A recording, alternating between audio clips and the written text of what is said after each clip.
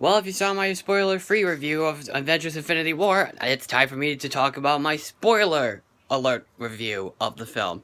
So, if you guys want to skip this video, I do recommend you to skip it. But if you're not planning on seeing it on this stuff, just go ahead, definitely watch it. But if you just want to see a spoiler-free review, just watch my last video, or something. But, alright, so, going once, going twice, 2.5.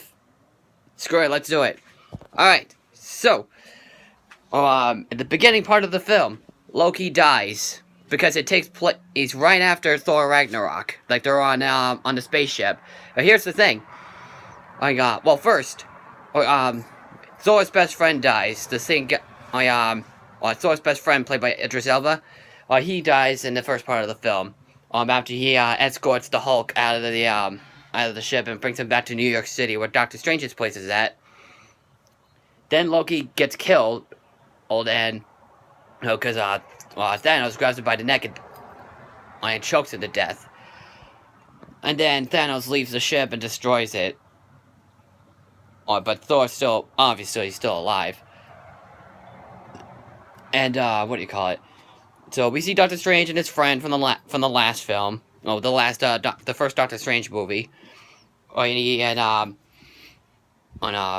Tony and Pepper Potts are talking to each other, and then Doctor Strange comes in and tells him that he needs his help. Bruce Banner comes in, and then Tony Stark's like, Bruce? Well, it's because it's been 2 years since 2 or 3 years since since the last Avengers movie came out. So a couple minutes later, one of Thanos' minions comes in and tries to steal the time gem. And there's this really hilarious joke, that he refers the guy who looks like this alien character, or looks like Voldemort, but he's like, Tony Stark is like, yeah, I keep talking. He said something on like a joke, like he said Squidward or something, like he refers him like Squidward or something. I forgot what he said. Oh god, I really want to go see this movie again. But So they basically have the battle, and then Peter Parker comes in when it tries to help out. It's a really cool scene. And then when Doctor Strange gets captured and goes into space, and then Spider-Man tries to chase after them, and then Iron Man, Tony Stark sends the Iron Spider-Man suit, all that you saw in Spider-Man Homecoming, and he wears it. The people in my theater applauded that scene. It was really cool. And then while that's going on, Bruce Banner actually tries to call Steve Rogers, and then hold on. 1 second, please. Sorry, just give me 1 second. Then this song plays on. That's the show that Guardians of the Galaxy was coming on. And when I heard it, I'm like, when they were playing this song, I kind of sang along to it, but like really quietly because I didn't want to disturb the audiences. Hey, no, Ace. Sorry, I'm just watching my brother's dog. What? I didn't mean to say dog. I don't have a kid, but I'm just watching my brother's dog. Say hi, Ace. Hi, Ace.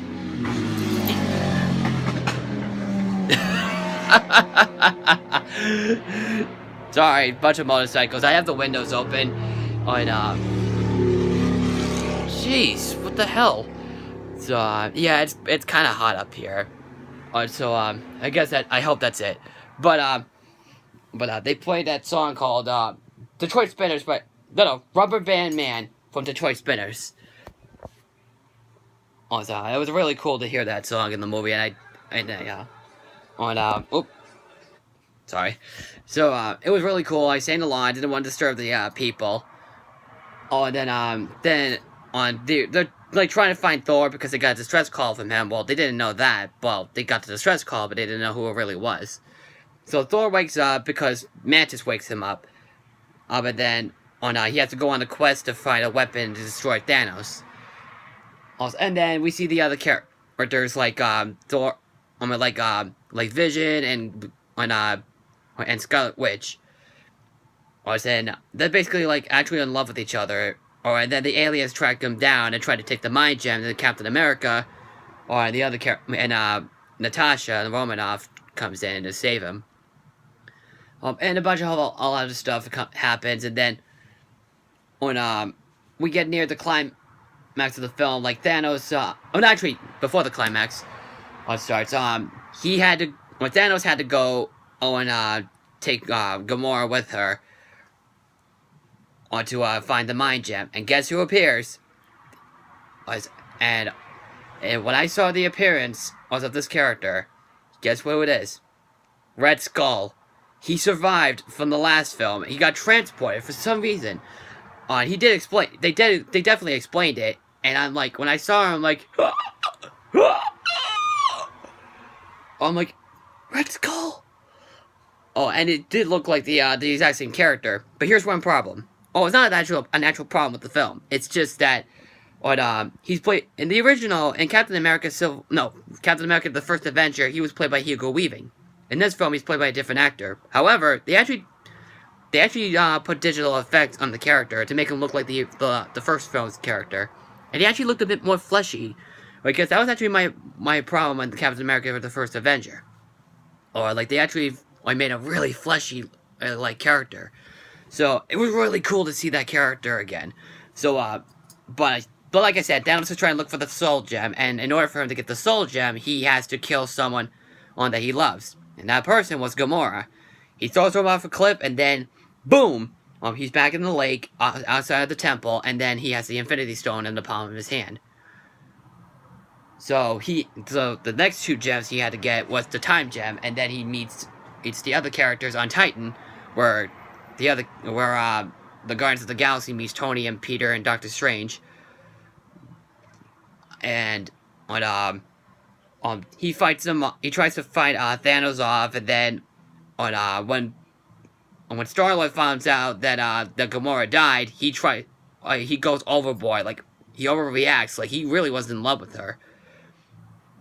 He tries to kill her, but he messes up. And then Tony and Thanos fight each other, and Thanos actually knows who he is. Because he put a curse on Tony Stark. And when he stabs Tony Stark, and then Doctor Strange was like, spare his life, I'll give you the gem. No tricks. And then he gives him the Time Gem, and then he leaves. And then the other climax in Wakanda happens. And then the best part was when and this is where everyone really applauded this scene, when on Thor's new hammer, it's an axe too, which was made by an old Asgardian character, played really well by Peter Dinklage.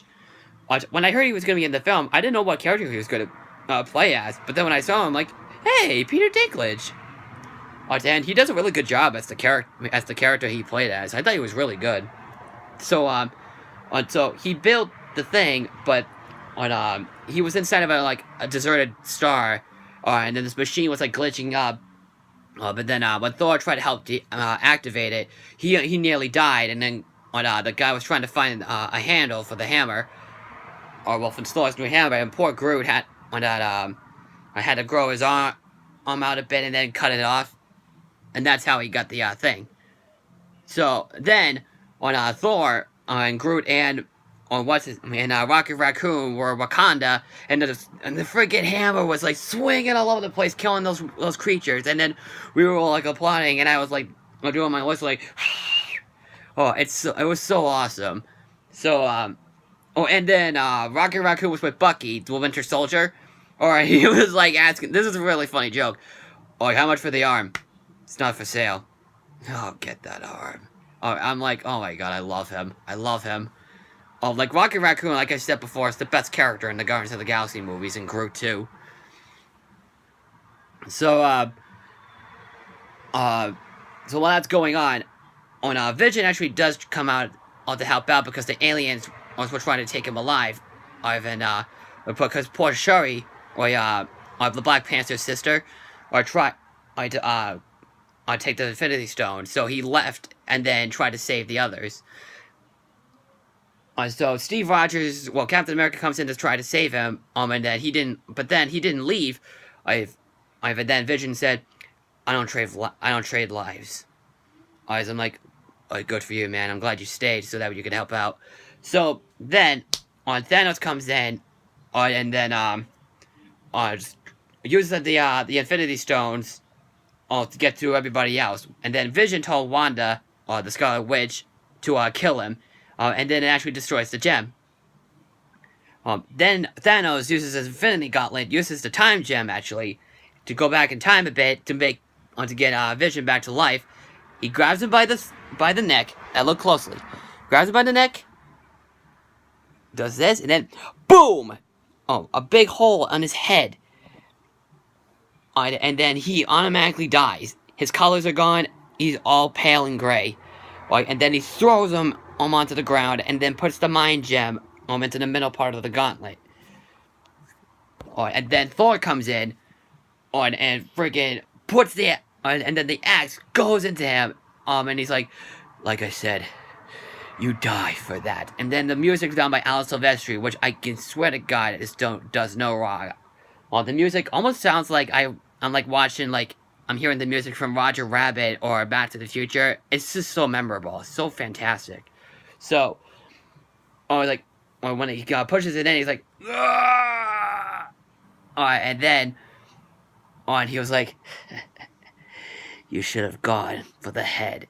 Uses the gauntlet again, and then boom! You see him on an island or something for some reason, and then it goes flat, and then you see Gamora as a little kid, and it's like, what did it cost? Everything. And then it goes back to Thor, and the gauntlet is like damaged, and then Thor's like, what did you do? What did you do?